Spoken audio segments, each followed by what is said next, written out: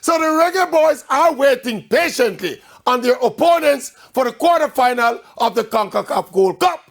And the narrative has changed from a few weeks ago when they were losing to Qatar and Jordan.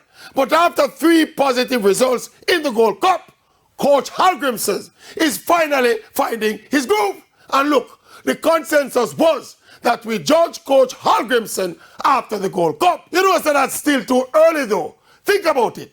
Coach Hallgrimsson has a mandate to qualify Jamaica for the 2026 World Cup. Whether we like it or not, or we want to accept it or not, that is what ignites the interest and attracts sponsorship to the national program. So that is an understandable priority as given to the coach.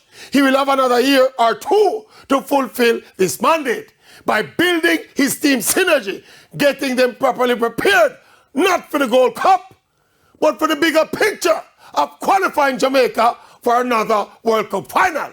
So we're calling off all the dogs. All the dogs. We're going to give Coach Hallgrimsson some time to come. All the dogs.